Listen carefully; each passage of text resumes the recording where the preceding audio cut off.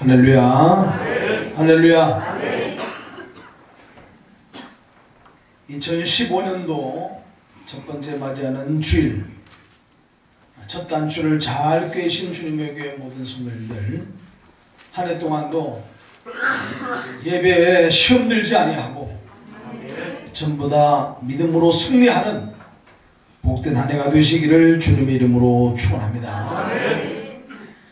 오늘 새벽에 2015년도 목표를 무엇으로 정할까 기도하는 중에 갑자기 이 목표가 생각이 났습니다. 소외된 이웃을 돌아보는 해라. 그리고 나서 얼마 있다가 제3회 성탄 선물 보내기 행사를 하게 되었습니다. 7교회를 선정하여 성탄 선물 보내기 행사를 진행하였는데 역시나 반응이 선물의 10배는 더 되는 것 같았습니다. 막 감격하여 문자를 보내고 전화가 오는데 선물 보낸 제가 민망할 만큼 얼마나 감격해하고 기뻐하는지 문자를 받으면서 아직도 우리 주변에는 이런 작은 것 하나에도 이렇게 감격하는 사람들이 참으로 많구나, 그런 생각을 하게 되었습니다. 그런데 때로는 이런 사람들도 있습니다. 소외된 이웃과 나와 무슨 상관이 있느냐. 그들이 소외된 것은 게으르기 때문이요, 그들이 소외된 것은 무능하기 때문이요, 그들이 소외된 것은 노력을 하지 않기 때문이라. 물론 그럴 수도 있습니다. 그러나 내가 게으르지 않은 것이 얼마나 감사합니까? 내가 무능하지 않은 것이 얼마나 감사합니까? 내가 뭔가를 나눌 수 있다고 하는 것이 얼마나 감사합니까? 받는 자가 아니라 주는 자로 살아갈 수 있음에 얼마나 감사합니까? 그럼 소외된 이웃이란 어떤 사람들을 말하는가? 도움을 받아야 하는데 도움을 받지 못하는 사람들이 소외된 이웃이라, 그렇게 말씀을 드릴 수가 있습니다. 우리 주변에는 육신적으로 도움을 받아야 하는데 받지 못하는 사람들이 참으로 많습니다. 오늘 본문에도 그런 한 사람의 이야기가 기록이 되어져 있습니다. 어떤 율법사가 예수님께 와서 묻습니다. 내가 어떻게 해야 영생을 얻을 수가 있겠습니까? 주님 말씀하시기를 성경에 무엇이라고 기록되어 있느냐? 내 마음을 다하고 목숨을 다하고 힘을 다하여 뜻을 다하여 주 내 하나님을 사랑하고 또한 내 이웃을 내 자신같이 사랑하라고 하였나이다. 가서 너도 이와 같이 하라. 이동 율법사가 말하기를, 그러면 과연 내 이웃이 누구입니까? 그럴 때 주님께서 한 예를 들어서 말씀하십니다. 어떤 사람이 예루살렘에서 여리고로 내려가는 중에 강도를 만나게 되어 급한 죽게 되었다. 강도들이 이를 그냥 방치하고 가버렸기에 그냥 두면 이 사람은 죽을 수밖에 없는 사람이다. 그런데 제사장이 그 길로 지나가다가 이 상황을 보고 그 죽어가는 사람, 피 흘리며 신음하는 사람을 그냥 두고 피하여 가버리고 말았다. 한 레위인도 그 길로 지나가다가 이 죽어가는 강도 만난 사람을 보살피지 아니하고 그냥 두고 피하여 지나가 버리고 말았다. 그런데 너희들이 싫어하는, 사람 취급도 하지 아니하는 사마리아 사람 한 사람이 여행하는 중에 이 강도 만난 사람을 발견하고는 그의 몸을 정성을 다해서 치료해주고 나귀에 태워서 주막으로 데려가 그를 지극히 보살펴주고 이튿날 아침에 주인에게 당부하기를 이 사람이 다 나을 때까지 잘 보살펴 주나. 만약에 돈이 더 들게 되면 내가 오는 길에 갚아주겠다. 이러하였은즉 이 강도 만난 사람의 진정한 이웃이 누구겠느냐 묻습니다. 이때 율법사가 말하기를 자비를 베푼 자니이다. 이때 주님 말씀하십니다. 가서 너도 이와 같이 하라. 가서 너도 이와 같이 하라. 그렇게 말씀하고 계십니다. 사랑하는 주님의 성도님들, 2015년도에는 제사장이나 레위인의 인색함을 버리시고 선한 사마리아 사람들이 한번 되어보시기를 주님의 이름으로 축원합니다. 성경에 보면은 소외된 자, 즉 가난한 자들을 향한 하나님의 말씀이 참으로 많습니다. 오늘 그 대표적인 말씀 몇 구절을 함께 나누기를 원합니다. 첫 번째로 시편 41편 1절에 보니까 빈약한 자를 권고하는 자가 복이 있으며 재앙의 날에 여호와께서 저를 건지시리로다 라고 말씀하고 있습니다. 빈약한 자, 가난한 자, 없는 자, 도움을 받지 못하는 이웃을 돌아보는 자는 복이 있으며 왜? 저가 작은 웅덩이에 빠진 자를 건져주매 내가 그 웅덩이에 빠져 도저히 나올 수 없는 너희를 내가 건져내어 주겠다라는 것입니다. 그러니 우리 주위에 작은 웅덩이에 빠져 힘들어하는 사람들을 우리가 제사장같이 레위인같이 어찌 그냥 지나갈 수가 있겠습니까? 그들을 나의 작은 곳으로 건져줄 때 주님께서는 도저히 헤어나올 수 없는 기가 막힌 웅덩이에 빠져 허우적대는 저와 여러분들을 건져주시겠다고 말씀하셨으니 이 말씀이 하나님의 말씀으로 믿어지시거든 빈약한 자를 돌아보는 일에 인색하지 않기를 주님의 이름으로 축원합니다. 잠언 17장 5절에 보니까 가난한 자를 조롱하는 자는 이를 지으신 주를 멸시하는 자라 그렇게 말씀하고 있습니다.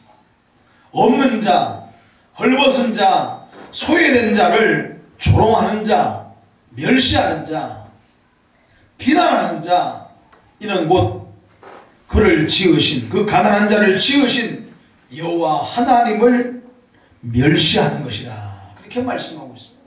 왜? 그 가난한 자도 누가 지었다는 거예요? 여호와 하나님이 지으셨다라는 거란 말입니다. 오늘 예배 후에 2015년도 첫 번째 맞는 생일잔치와 예찬이 있습니다. 열심히 첫 번째라고 얼마나 잘 정성을 다해서 준비하는지 몰라요. 음식을 드시는 분들이 음식이 왜 이 모양이야?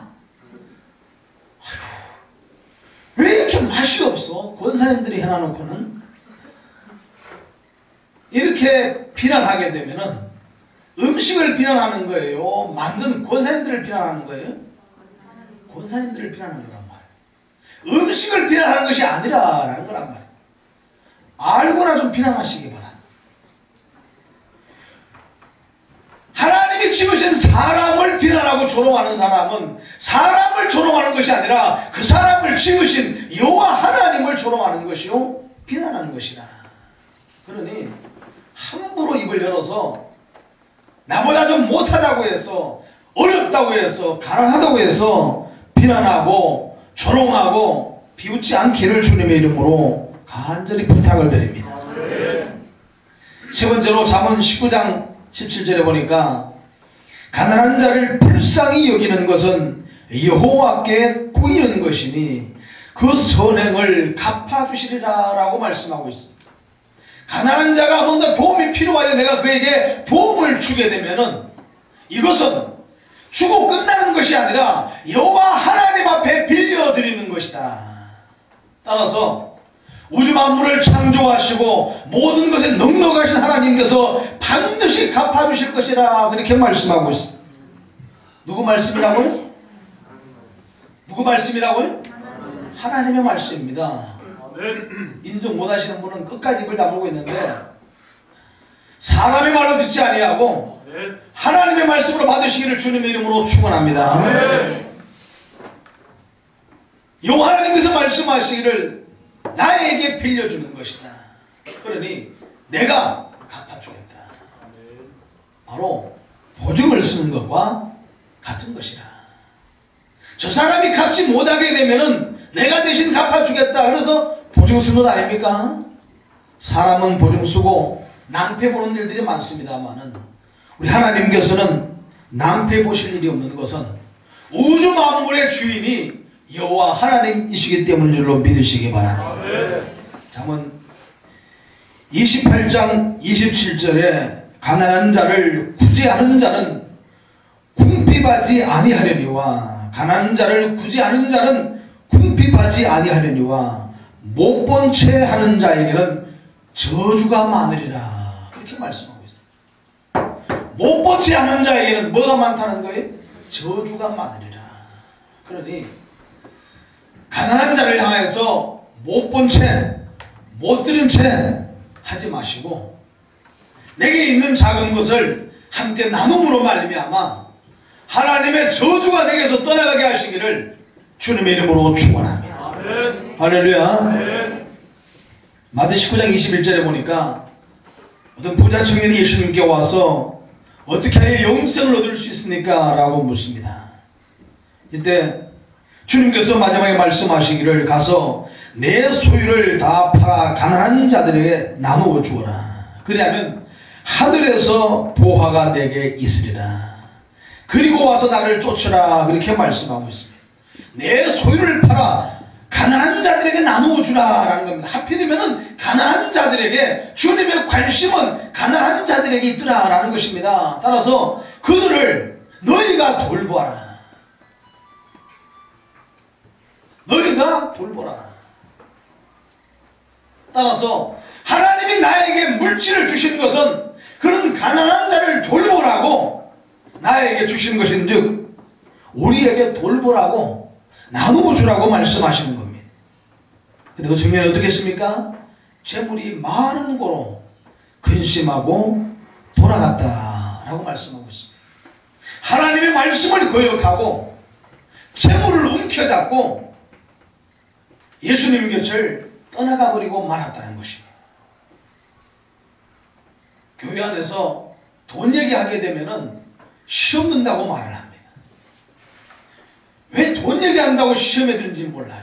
여러분들 2015년도에는 돈 많이 버시기 바랍니다. 할렐루야. 아니 돈 많이 버시라고요. 저도 뒤에 또 무슨 또 숨겨놓은 얘기가 있겠지 그렇게 생각하지 마시고 그냥 돈 많이 벌라는 거예요. 하는 사업도 잘 되시고 직장에서 승진도 하시고 뒤에 숨겨놓은 거 없어요. 우리가 아멘 좀 크게 해요. 할렐루야. 건강하게 들어오는 돈이 쌓일 수 있기를 주님의 이름으로 축원합니다. 그 돈을 좀 흩어서 뭐하라는 거예요? 굳이 하고 나누어주라. 없는 자도 있는데 보니까 흩어 굳이 하는데 좀 많이 사용하라는 거예요. 이게 쉽게 안 되는 겁니다. 어려운 겁니다. 여러분 오늘 돌아가실 때 집에 있는 것 말고 여러분 주머니에 있는 것들 전부 다도 말고 절반만 딱 떼어가지고 내 주위에 가난한 사람이 누구일까? 도움이 필요한 자가 누구일까? 한번 가서 좀 나누어 드려보시기 바랍니다. 오늘 주머니에 2,000원 갖고 오길 천만 다행이네. 그러지 마시고 내가 주머니에 돈 5만원 있는 거 어떻게 아셨는지 집에 두고 올라다가 그냥 갖고 왔더니는 저도 내놓으라네. 내 주머니에 있는 거 절반만 띄워가지고 옆에 있는 사람한테 나누어 드리는 것도 보통 어려운 게 아닙니다.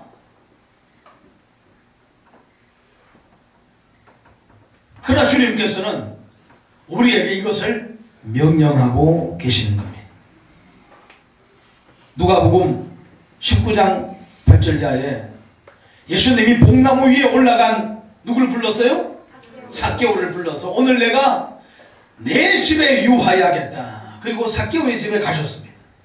이때 오늘 삭개오가 제일 먼저 한 얘기가 뭔 말인지 아십니까? 뭐예요?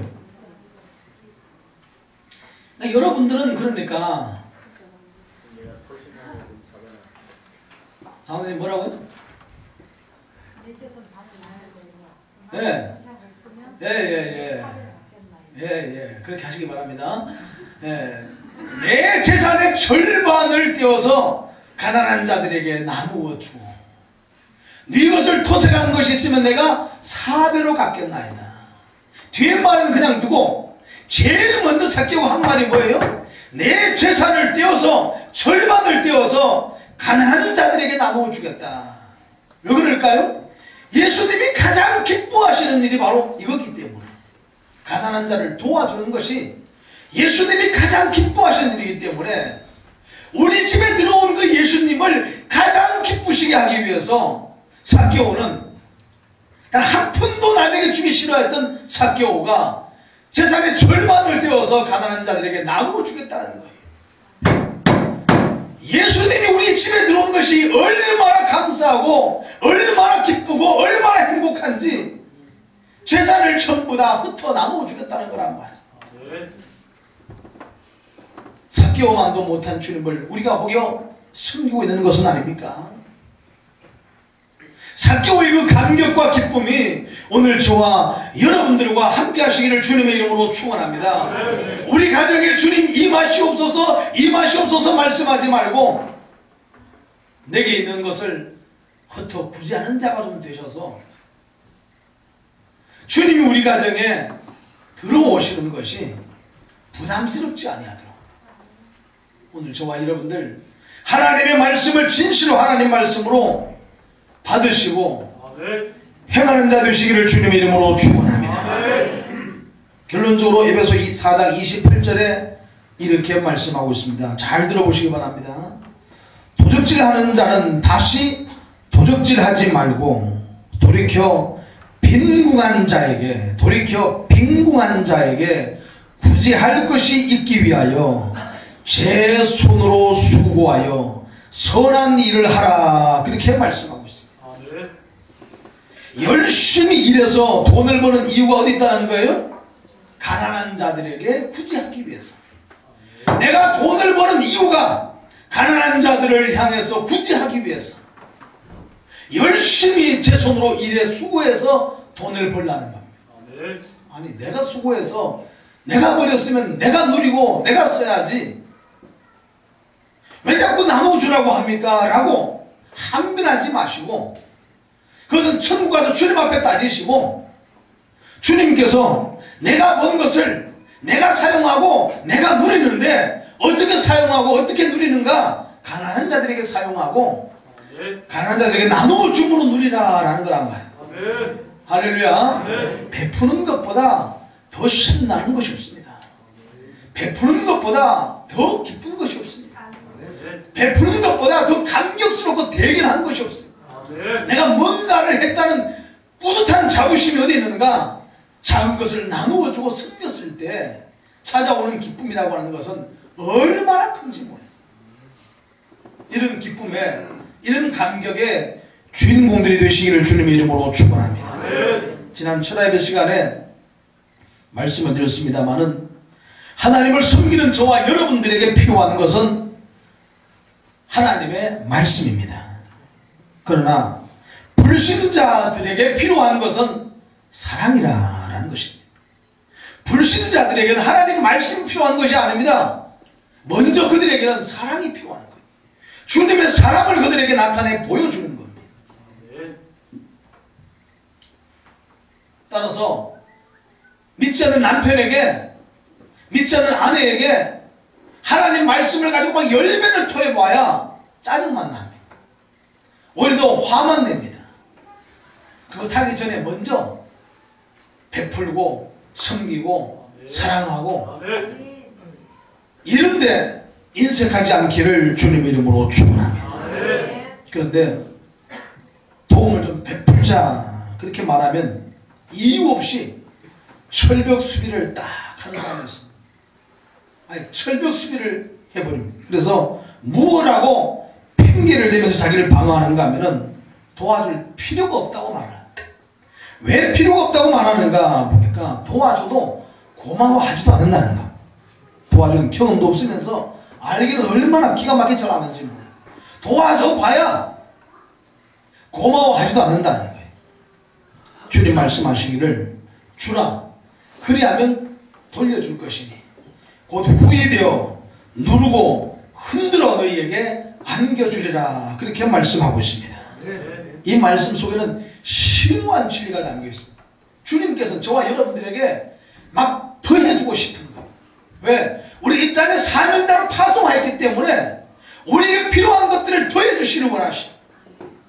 그런데 아무에게나 주시는 것이 아니라 하나님의 말씀을 따라 주님의 뜻을 따라 섬기고 베풀고 소외된 이웃을 구제하는 자에게 하나님께서는 더해주시고 부어주실 것이라 말씀하고 있습니다. 할렐루야 할렐루야.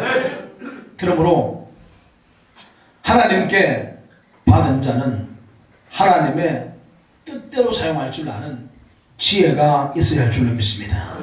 그런데 하나님은 믿고 맡기실 수가 있는 것입니다. 두 번째 주님께서 말씀하시기를 우리 주변에 영적으로 도움을 받아야 하는 도움을 받지 못하는 사람들을 도와주는 자가 되라 그렇게 말씀하고 있습니다. 우리 주변에는 영적으로도 도움을 받아야 되는데 도움을 받지 못하는 사람들이 너무나 많이 있습니다. 주일날 교회를 안 나와도 비난하고 욕하기는 좋아하는데 그 영혼을 붙들고 주의 집에 올라와서 하나님 앞에 눈물을 흘리며 기도해본 경험이 과연 우리들에게 얼마나 있느냐라는 것입니다. 왜 안 나왔냐고 욕하기는 쉬워도 전화통 붙들고 전화문 걸어서 무슨 일이 있느냐고 왜 못 나오셨냐고 당신이 안 나와서 내 마음이 너무나 허전하다고 전화 한번 해보고 관심을 보여본 적이 과연 우리에게 얼마나 있느냐라는 것입니다. 주님께서 말씀하십니다. 누구든지 내 친족 즉 자기 가족을 돌보지 않는 자는 믿음을 배반한 자요 믿음을 배반한 자요 불신자보다도 악한 자라 말씀하고 있습니다. 왜 그럴까요? 알면서도 망하기를 버려두고 있기 때문입니다. 알면서도 지옥 가는 것을 방치하고 있기 때문입니다. 불 속에 어린아이가 살려달라고 아우성을 치고 있는데 소방관이 와서 멀찍이서 호수만 잡고 물만 뿌리고 있다고 생각을 한번 해보시기 바랍니다. 그것을 보는 사람들이 그 소방관들을 얼마나 욕하겠습니까? 소방관들이 어떻게 해야 됩니까? 생명을 걸고 죽음을 불사하고 뛰어들어서 불 가운데서 죽어가는 어린아이를 구해 넣어야만이 박수를 받을 수가 있고 한계급 특진도 할 수가 있고 그런 거란 말이에요. 그렇다면 오늘 우리 주님의 심정도 이러하지 않겠냔 말이에요. 죽어가는 저들을 위해 나를 버리길 바라고 아버지 나를 보내줘 나는 달려가겠소 목숨도 아끼지 않겠소 나를 보내줘. 찬양은 잘합니다마는 어쩌면 이 찬양이 중연불인 것은 아니냐라는 것입니다. 찬양에 무슨 의미가 있는지 알지도 못하고 우리가 하나님을 찬양한다고 하고 있지는 않느냐라는 것입니다. 주님의 교회 사도님들 찬양이 찬양되게 하시기를 주님의 이름으로 축원합니다. 찬양이 내 신앙의 고백이 되시기를 주님의 이름으로 축원합니다. 2015년도에는 영적으로 소외된 우리 주변에 연약한 영혼들 좀 많이 돌아볼 수 있기를 주님의 이름으로 축원합니다. 그리고 믿음이 약하여 넘어진 자들을 향해 흘리는 눈물이 있는 진실한 성도들, 내 주변에 연약하게 넘어진 영혼들을 가슴에 끌어안고 눈물 흘리며 기도할 수 있는 진실한 하나님의 사람들 한번 되어보시기를 주님의 이름으로 축원합니다.